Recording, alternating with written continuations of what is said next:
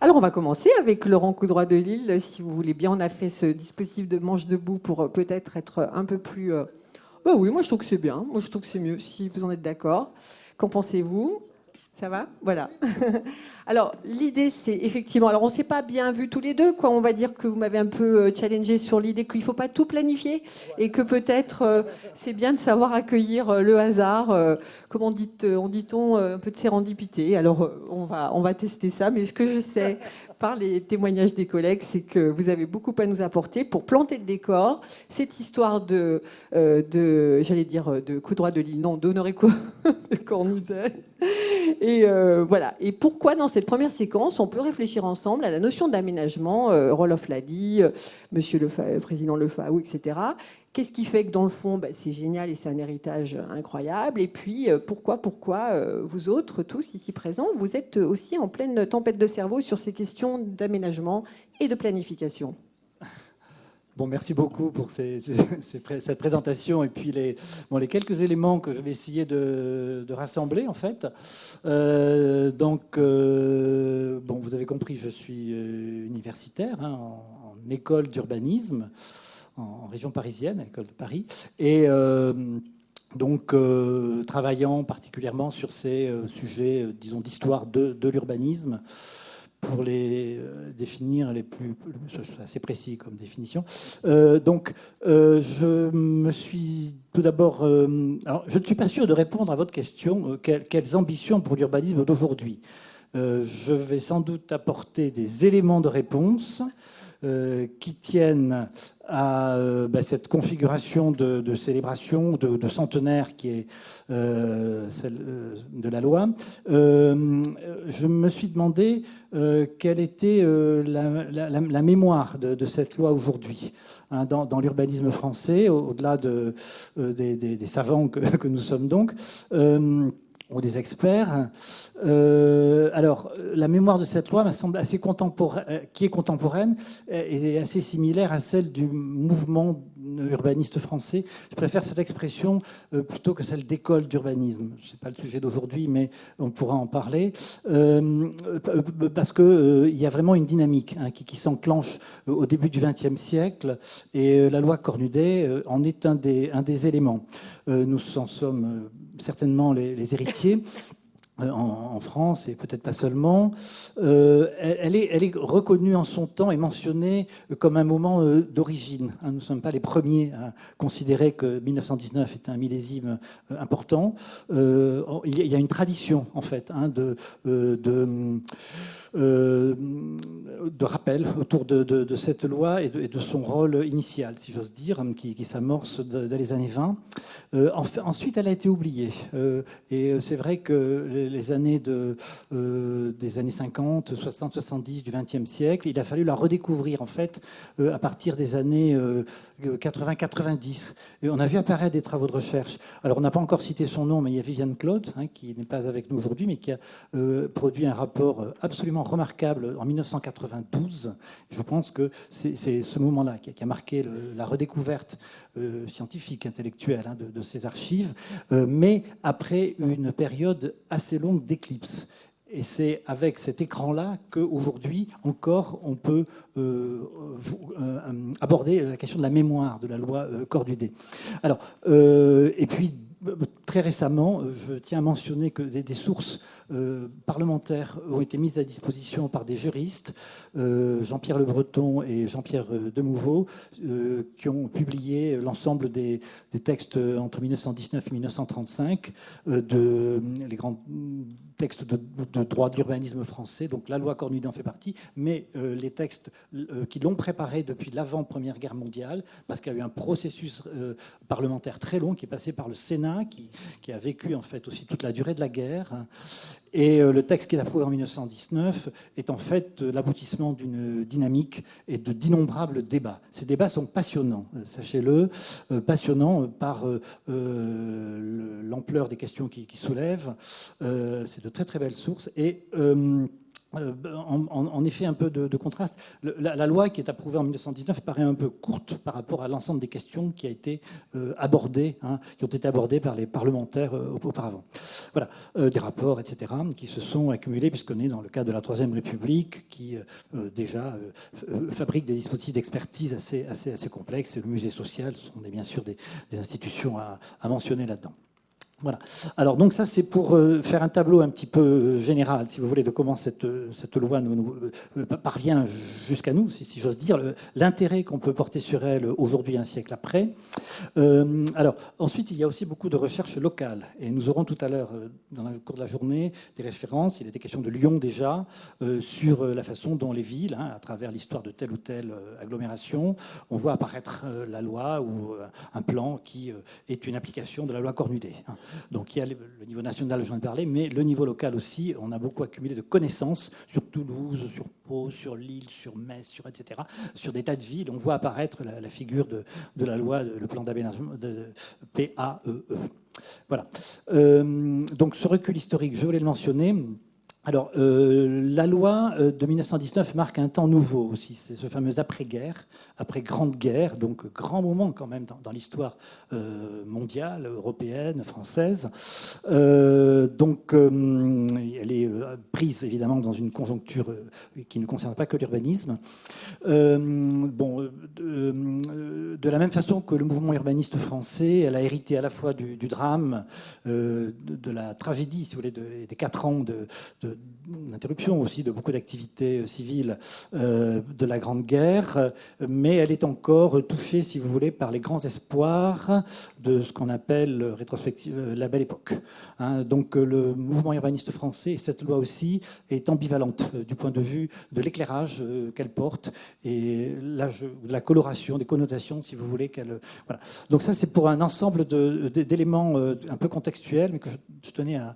Alors, après ça, que je tenais à rappeler, après ça, c'est vrai que quand l'occasion de cette journée, et vraiment je remercie les organisateurs de l'avoir provoqué, s'est présenté, je me suis dit, bon, on va essayer de relativiser un peu l'importance de cette loi, ne pas en faire le grand moment origine, parce que c'est un peu le risque que l'on court quand on entre dans des célébrations centenaires ou pas. Et, bon, donc... je tenais à dire, et c'est bien expliqué dans l'exposition qui est présentée à l'entrée, là, et organisée par la SFU, mais pas seulement pour cette circonstance, mais c'est une exposition qui a déjà été présentée, si j'ai bien compris. Alors, elle est assez tardive par rapport à d'autres pays européens. L'Angleterre, pas seulement, enfin l'Allemagne, on a des dispositifs réglementaires, mais pas seulement, qui sont assez bien consolidés depuis quelques années.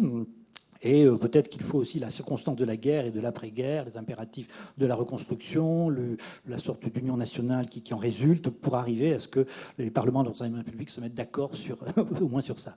Donc elle est assez tardive, y compris par rapport à la France, où on a quand même une très très grande expérience urbanistique au XIXe siècle que je ne voudrais pas qu'on oublie complètement.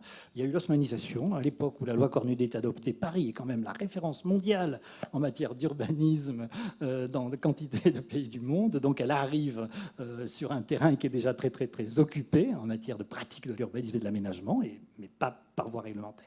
Mais même, il y a eu d'autres lois qui ont existé, et Marcel Roncaillolo, qui est décédé il y a 1 an maintenant, a beaucoup travaillé sur la loi de 1807, la loi qui va permettre les alignements de villes au XIXe siècle. Donc un cadre strictement réglementaire dans lequel se sont déployées les activités aménageuses, en fait, de tout le XIXe siècle. Et il ne faut pas oublier qu'il y a de nombreux antécédents et que ce n'est pas tout à fait un moment origine. Donc elle est tardive pour toutes ces raisons-là. Elle va aussi montrer assez vite ses insuffisances et être... Alors, à la fois parce qu'elle apparaît comme purement incitative, donc il y a des calendriers de réalisation qui vont arriver, mais en fait, les villes vont se saisir. Il n'y a pas surtout de dispositifs de contrainte ou de sanctions par rapport aux villes. Donc tout ça est dans un cadre un peu consensuel de l'administration publique de l'époque, ce que le rapport de Viviane Claude montre avec beaucoup de pertinence, qui est un inventaire d'archives. Elle a beaucoup exploré en fait les fonds documentaires disponibles à l'époque où elle a travaillé. Donc il y a un inventaire d'archives à faire. On parlait tout à l'heure de la puissance publique, elle est en fait très peu présente. C'est une puissance régulatrice qui incite, mais qui ne met pas en place les grandes machines opérationnelles que l'on connaîtra par la suite dans le cours du XXe siècle. C'est un autre monde. Il n'y a pas de ministère dédié à ces questions d'urbanisme. Cela relève du ministère de l'Intérieur et se gère dans les administrations ordinaires d'un pays, entre l'État et les collectivités sous la tutelle de l'Intérieur. Donc on est vraiment dans un cadre qui est encore très proche intellectuellement du XIXe siècle pour les façons de faire de l'urbanisme. Donc ça, je tenais à le signaler pour que nous ne projetions pas trop de choses sur cette loi. La longueur de la procédure est vite apparue avec des communes, il va y avoir des navettes avec les services départementaux qui s'en occupent, on rectifie, enfin bon, il y a tout un tas évidemment, on a beaucoup commenté l'homme de l'art, cette catégorie de l'homme de l'art, et qui on va confier la réalisation des plans. On lui fait une grande confiance localement et ensuite s'ouvre une longue phase de négociation entre les administrations, où il y a des expertises, des commissions d'hygiène, des commissions où il y a beaucoup d'architectes, mais pas seulement, des juristes, etc. Donc tout ça est à prendre en compte. Et il a été question de Lyon tout à l'heure. La rapidité avec laquelle Lyon réalise son PAEE est un cas assez exceptionnel, notamment pour une grande ville. C'est l'efficacité lyonnaise, peut-être, mais c'est aussi la légendaire efficacité lyonnaise en matière d'urbanisme. Mais c'est aussi parce que Lyon a déjà des projets en cours. C'est une métropole qui a une certaine maturité, peut-on dire, dans sa façon. Donc elle va caser dans l'application de la loi Cornudet des choses qu'elle prévoit déjà de faire et qu'elle sait déjà faire, en fait.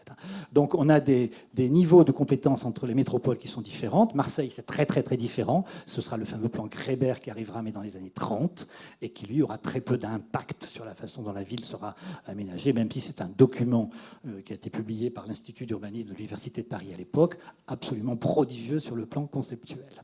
Donc on a des cas de figure extrêmement différents. Je suis content qu'aujourd'hui on parle évidemment de Dunkerque, de Bordeaux. Celui qui était figuré sur le programme était le plan de Tours. On a beaucoup de diversité, y compris dans la rapidité de mise en place. Alors, échelle très strictement communale, il faut quand même le dire, ça. On est dans le cadre de la Troisième République qui vient d'instaurer la démocratie communale. Et c'est ça, la légitimité première de l'urbanisme en termes de territoire. Et il faudra vraiment d'autres lois dans les années 1930 pour qu'on incite un petit peu les cadres y étaient quand même en 1919. La possibilité était faite, mais il fallait aller un petit peu plus loin pour obliger les communes. Et donc ça se passera par exemple à partir de 1932, 28, 32, 34 en région parisienne, avec le processus du plan Prost. Et on trouve des choses similaires dans la plupart des villes de France. Si le régime de Vichy bouge des choses de ce plan-là en modifiant l'instrumentation administrative, c'est aussi en mettant un petit peu plus d'énergie dans la promotion d'une intercommunalité dans l'aménagement urbain. La loi de 1919 est archaïque par rapport à ça, parce que depuis le 19e siècle, on sait bien que les problèmes sont ceux des agglomérations et non plus des communes urbaines isolées. Donc il faut aussi, je pense, situer ça plus largement. Alors, Viviane Claude, et c'est un dossier passionnant, insiste sur la bataille du zonage, la crise politique que déclenche en quelque sorte le flou, à la fois l'incitation et le flou qui est contenu dans la loi de 1919, et le zonage qui n'arrive pas avec la charte d'Athènes, arrive en réalité dans les pratiques d'urbanisme en France, en tout cas en partie avec la loi Cornudet, et sur d'autres pratiques plus anciennes qui relevaient par exemple de la gestion des établissements insalubres. Alors là, c'est un dossier complexe. Je voulais le mentionner parce que simplement, on n'a pas le temps d'aller plus loin. Cette loi, il y a très peu de contenu et d'orientation, d'ambition finalement en matière de planification. Les ambitions sont mesurées, c'est un cadre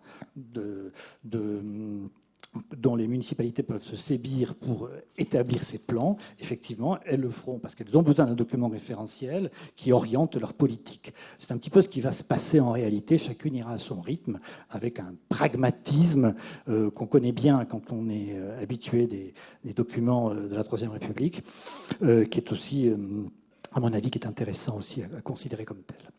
Alors, les critiques qui lui sont... Je vais terminer. Les critiques j'espère que je ne dépasse pas trop le temps qui m'est imparti.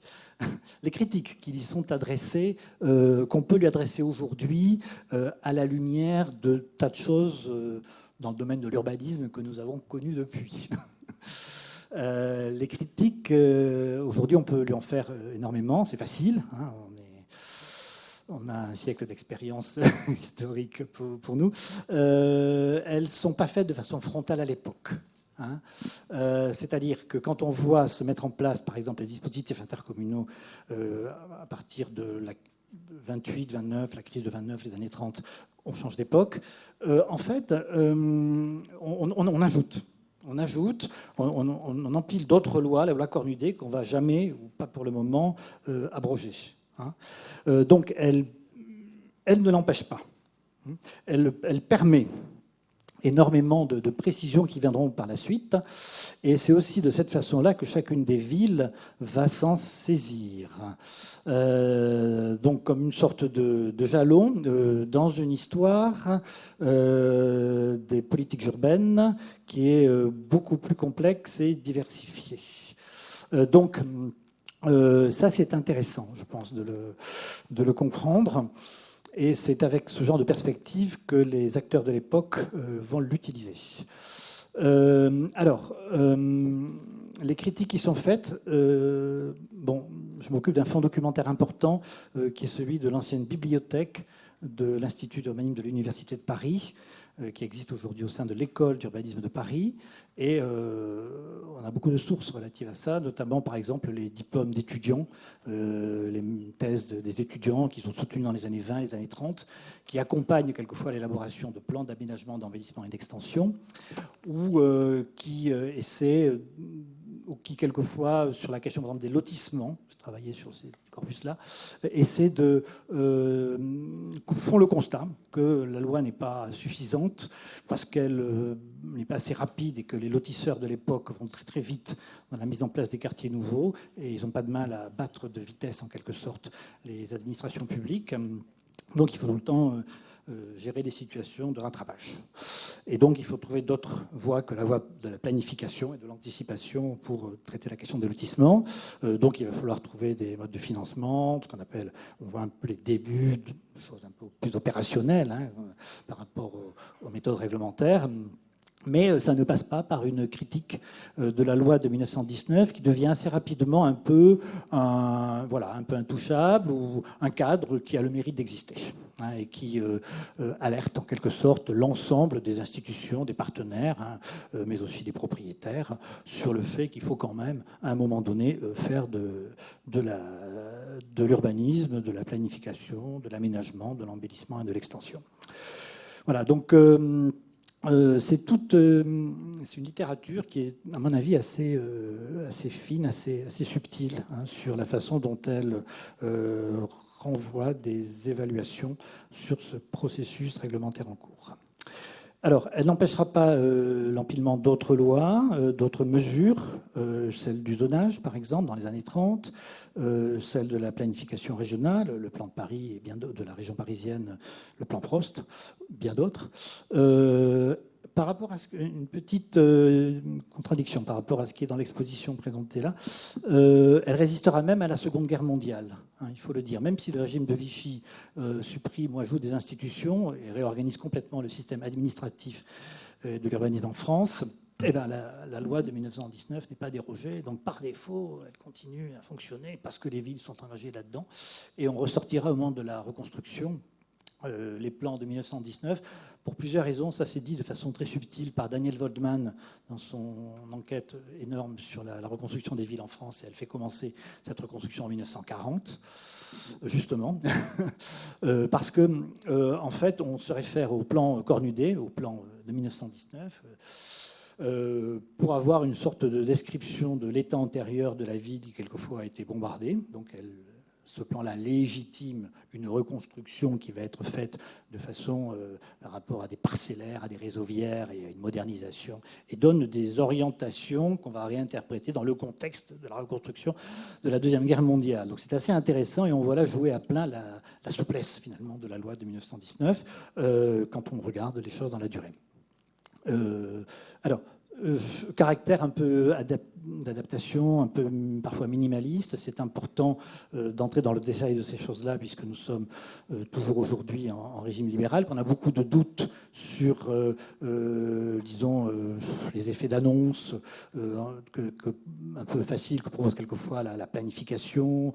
On ne croit plus aux formes d'autoritarisme, etc. Donc c'est une grande leçon, hein, historique, de synthèse. Ça relève, tu l'as dit, c'est ce trio aménagement, embellissement et extension. C'est très intéressant parce que ce n'est pas une loi d'urbanisme, elle ne s'appelle pas comme ça, elle est faite au nom de l'urbanisme. L'urbanisme est un terme neuf, peu connu à l'époque, qui peut-être aura du mal à avoir un contenu réglementaire, puisque tout ça est discuté dans des commissions parlementaires. On se demande, et les propriétaires tremblent, les propriétaires aussi, les acteurs économiques tremblent dans l'idée de savoir quelle nouvelle servitude on va leur imposer. Au nom de, donc le législateur est obligé de découper un petit peu les choses, d'où cette trilogie, si j'ose dire, qui ressort. Alors comment l'interpréter? Il y a un petit peu de littérature là-dessus. Moi, je vous dirais que aménagement, c'est assez drôle, est un mot un peu nouveau, enfin pas très connu. On a beaucoup de maires qui écrivent à ce moment-là en demandant au préfet c'est quoi votre truc aménagement, on veut bien faire, mais dites-nous concrètement ce que ça veut dire. Bon, c'est un mot qui vient du 19e siècle, il est contenu dans les textes du Premier Empire, mais il est assez peu utilisé à l'époque. Nous, par contre, nous l'utilisons beaucoup. Embellissement, ça c'est clairement une tradition française qui vient du XVIIIe siècle, hein, et à mon avis, les législateurs de 19 ne s'y trompent pas. Et l'extension, c'est une tradition, elle aussi, qui vient du XIXe siècle. Hein. Donc on a une sorte de synthèse historique, en quelque sorte, qui est faite sur toute la longue durée de l'urbanisme français. C'est assez passionnant, hein, quand on est attentif à ces mots-là. Et on ne choisit pas non plus le terme de planification, qui d'ailleurs apparaît peu à l'époque. On a le plan, mais pas la planification, qui est un terme et un ensemble de protocoles qui seront beaucoup plus affirmés à partir des années 30, où on voit vraiment, et surtout après la Deuxième Guerre mondiale. Donc voilà. Très bien. Je n'ai pas tout à fait fini, parce que la question du zonage, je m'excuse, mais la question du zonage, il faut se rappeler que c'est un zonage peu directif. On a célébré il n'y a pas très longtemps les 50 ans de la loi d'orientation foncière, c'était au ministère, où il y a effectivement des directives de zonage plus claires, mais le zonage, selon la loi de 1919, c'est un zonage dont la seule légitimité est qu'il existe déjà dans la ville existante.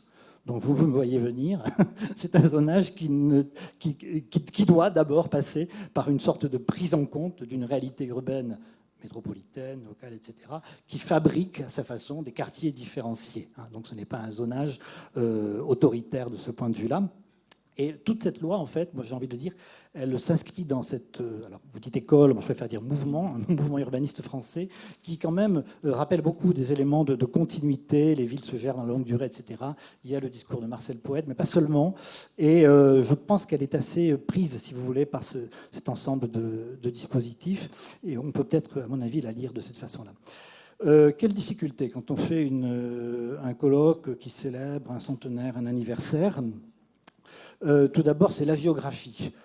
Je pense qu'il faut s'en garder. Deuxième point, c'est ce qu'on peut appeler toutes les formes de récupération ou d'interprétation à la lumière de nos préoccupations d'aujourd'hui, de ce qui a pu se passer dans le passé. Donc l'anachronisme, voilà. Alors, c'est important de s'interroger sur les ambitions de l'urbanisme aujourd'hui, mais il faut le faire avec une certaine prudence, hein, par rapport à tout ce que nous pourrions projeter sur ces temps que nous n'avons pas vécus. Ensuite, il y a la question de la décontextualisation. Alors ça, j'y tiens beaucoup à le mentionner, parce que il y a d'autres centenaires qui sont célébrés maintenant. Par exemple, en Allemagne, le Bauhaus. On ne parle que du Bauhaus. D'ailleurs, on décontextualise beaucoup quand on regarde la façon dont le Bauhaus est célébré en Allemagne aujourd'hui, en 2019. Il y a aussi tous les pays de l'Est de l'Europe qui, en même temps qu'ils apparaissaient comme pays sur les ruines des empires centraux, fabriquaient des capitales, des plans d'aménagement, allaient se renseigner auprès des puissances victorieuses, la France, l'Angleterre, sur ce que c'est que l'urbanisme. Et eux aussi, ils célèbrent beaucoup de centenaires, heureux ou moins heureux dans le cas de la Hongrie, ces temps-ci. Donc même à travers le centenaire, le nôtre n'est pas isolé. Puis en France, il y a eu tout ce qui a concerné le centenaire de la guerre de 14. On vit dans cette commémoration depuis quelques années. Et là, c'est l'après-guerre qui arrive avec la loi Cornudet. Donc je voulais quand même signaler qu'il y a bien d'autres contextes. Mon école d'urbanisme a célébré son centenaire aussi 1919 parce qu'elle est créée pour former les agents, les hommes de l'art qui vont réaliser les plans d'aménagement et d'embellissement et d'extension des villes sous la houlette de Marcel Poët et Henri Sellier. Donc on a en France aussi tout un tas de choses qui se produisent. Il y a toutes les élections municipales qui placent à la tête des communes en 1919, en décembre, des équipes qui vont être souvent nouvelles, plus orientées vers le socialisme municipal et beaucoup croire et mettre en œuvre les politiques d'urbanisme. Donc en fait, cette adoption de la loi, elle est prise dans une conjoncture historique extrêmement forte. Donc la décontextualisation, ça pourrait être la tendance que nous pouvons avoir à oublier tout ça. Mais, bon. Donc une fois qu'on a dit tout ça, célébrer, commémorer et même célébrer la loi de 1919. Oui, je crois que c'est une bonne idée. Merci. Très bien, merci beaucoup, Laurent Coudray de Lille.